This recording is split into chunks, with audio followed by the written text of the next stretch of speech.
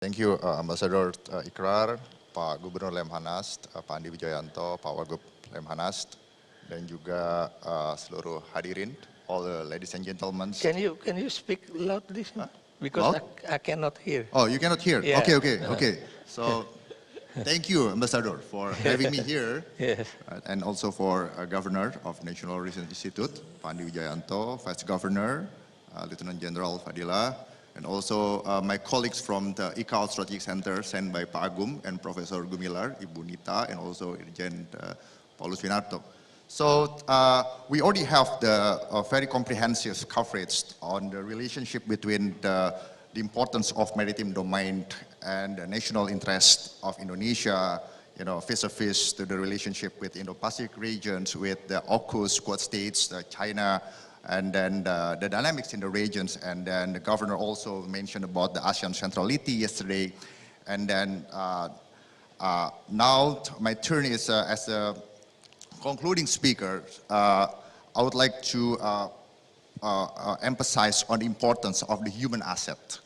Human assets as the main variable, for the maritime capability development and the success for our RE national maritime strategy toward 2045. Because I have the thesis, Ambassador, that the dynamic of the who can influence the rule-based order related to the maritime domain in the regions is influenced by how best the states can prepare their human assets in dealing with technology, in building technology, because domains is meaningless unless we can develop technology, can use that technology to make that domain become useful for our interest.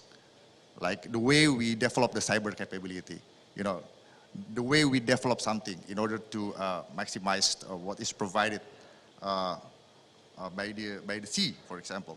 So my next slide.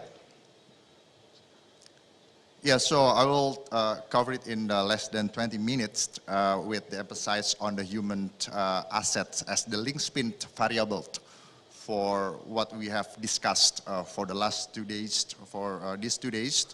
And then my presentation will be divided into 7 sections. And then the first sections, next slide. I just want to focus on my thesis that we have to take the most of globally emerging technology available. And then it will significantly determine how good we are as the nations and as a state to develop our maritime capability and to make sure that we are on track as we envisioned our national maritime strategy toward 2045. We have to review on it. And then since Indonesia is the non-light country, so we have to be using the constructivist approach to engage the global market. So we have to have the right thinking about the emerging technology so we can take the most out of available at the global markets. And then the maritime capability developments, put in simple ways, they have 2 elements. First is we as a nation and as a state have to build the necessary maritime infrastructures and the respectable naval force.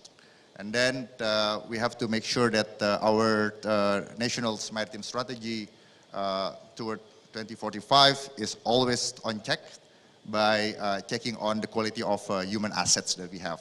Next. So at the bottom line, answer to my thesis questions is RE human assets is the linchpin variable. And then even though technology is well developed, they're not the strategists. We are human is the strategists. We are the one who knows how to use the technology. And then it's been well covered before by previous speakers. And then it will positions us better in the competitive and the cooperative, competitive and conflictual settings at the world stage. And then especially now we are dealing with the phenomena of the great power politics and disruptive technology with innovative and rapid change in the character of warfare. Next. So what is, next slide. Okay, so what is the constitute the emerging technology? So basically, what we are facing now as a disruptive, someday it will become the common technology that we will use every day. So when we talk about technology, so we have to have the future-oriented thinking out of the box. And then that's why the human assets is a very, very important, and then we cannot put that aside. And then I have two boxes here. The first box is talking about what the Pentagon defines as the 1, 2, 3, 4, 5, 8 most important technologies that will change the character of war. And then on the next box, we can see the top 10 emerging tech according to CompTIA emerging tech community. At least we can see the conjoin between the two boxes. And the first one is the AI, and the second one is the quantum computing. Governor Andy often talk about this matter. So I follow also his thought about this, and then at least, so from these two boxes, we can see that we have to be very familiar with the AI and the quantum computing. Not we, but the human assets that will become the significant variable for the success of our strategy toward 2045. Next. So what constitutes the maritime capability development according to the draft formulated by Pak Lut Office, Menko Maritim Investasi. At least we have two goals: to become the strong maritime state and globally competitive maritime nations. So it's a very big job, right? So and then they have targets, and then they review the targets. But the point is, I would like to emphasize here, it's not only the work of the government. It must be culturally inherent in the nations. That's why the human factor is very important, and Lemhanas plays the important roles in preparing the future leaders to be able to anticipate and lead in the innovative and then the quick adaptations to the rate of change in the character of warfare. Right, so related to and then also related to the maritime domain. That is interconnected to the land, cyber, space, and air. Right, so everything is connected. And the next slide, next slide, yes. I'm talking about the coherence of the maritime strategy toward 2045. If we see here, right, the goals are very well defined. As the states must be strong, as the nations must be culturally competitive in the global place. And then there are three aspects here: economics, politics, and culture.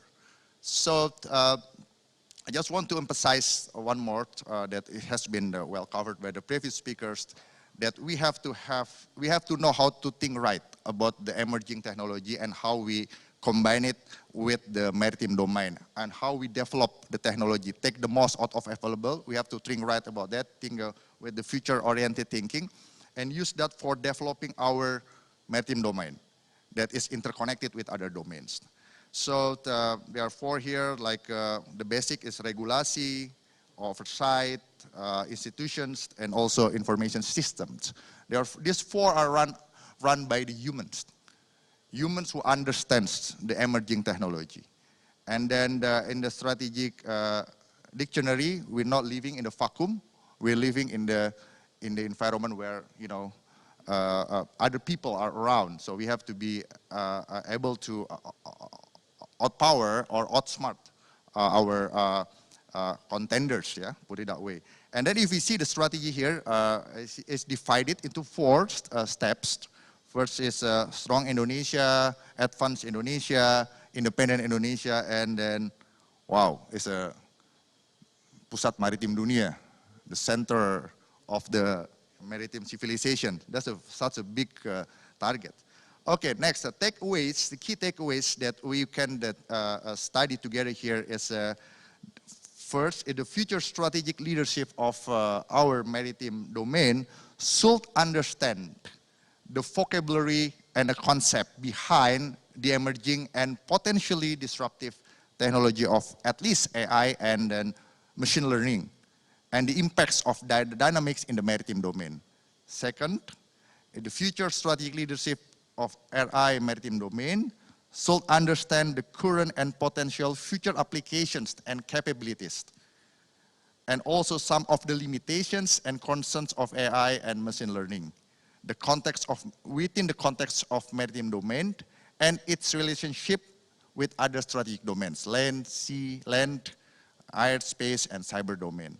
So, having said that, so we have to be familiar. We have to be familiar with innovative and leadership through change, where our future strategic leaders can anticipate and lead rapid adaptations and innovations during a dynamic period of what I say here, accelerations in the rate of change in warfare under the global competition, great power politics, and disruptive technology. So this is very important for us to have the right framework. And next slide. And the conclusions. So globally emerging and disruptive technology must be seen as both challenging and opportunistic phenomena to manage and exploit, right? So we should not have the preconceived mind pertaining to the globally emerging technology without first preparing our mind to embrace the phenomenon with a truly strategic mindset. Critical, thinking in time, synthesis, systemic, creative, and then also futuristic. We have to develop this culture.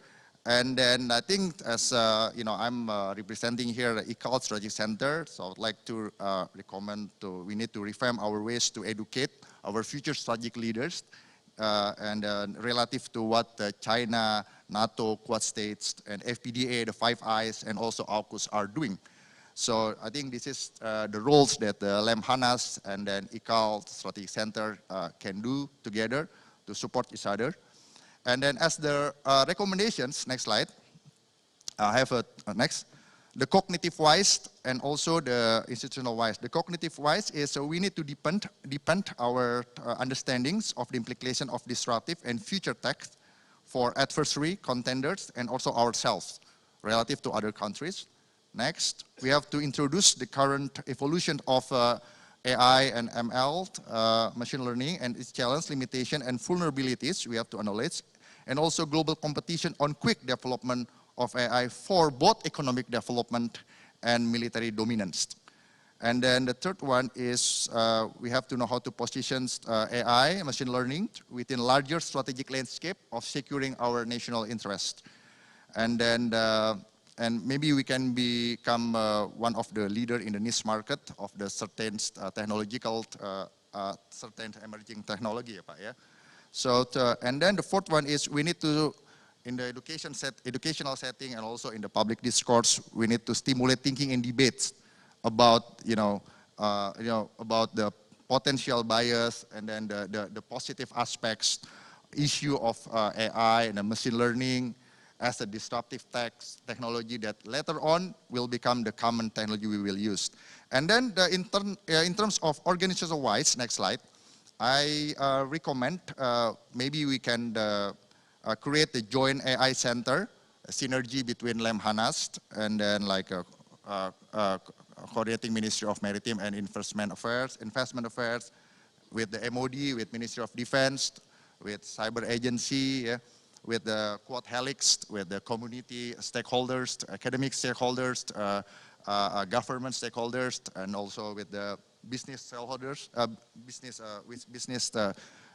stakeholders, to coordinate efforts in using machine learning and other AI applications to maintain a comparative lethality and efficiency edge over other nations in terms of economic and military capabilities, right? And then the first point of it is this topic are the topics worth the attentions of future strategic leaders. We have to be serious about this. And the next one is the AI and the machine learning is an integral part of our lives already. And its ubiquity will only increase, right? So we have to keep evaluating this development and then to augment our ability to defend our national interest. And the third point is this emerging technology can compute the big data intricately, yeah, but they don't understand strategy. We are the humans who understand strategy, okay? And then that's why any emerging technology needs humans to take those insights and determine what role they will play in a larger strategy that accomplishes the identified objectives. The last one is we need to harness its strength and knowledge its weakness, and to better use this globally available emerging technology for the future success. And next, as I represent ICAO Trade Center, so I'm, we are ready to support Lemhanas and all other stakeholders in Indonesia to address this next research questions about, emerging technology. Could this emerging technology advanced truly disrupt, and then to what level that we as trade leaders need to understand it, and then the commercial sectors related to the emerging technologies, and which applications provide the most potential for our economic and national interests, especially in the maritime domain. And then the last one is what strategic level actions that we should do today and in the near future as compared vis-a-vis to, like China, NATO, Quad states, AUKUS, Indo-Pacific region states, and because we are not living in a vacuum.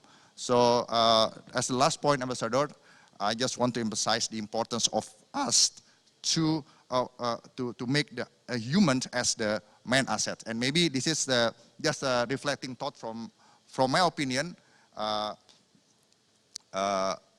In Indonesia's military establishment, the J1 is the intelligence, the J2 is the operations, and J3 is humans. Maybe we need to reconsider it and to make the human as the J1. This is provoking ideas.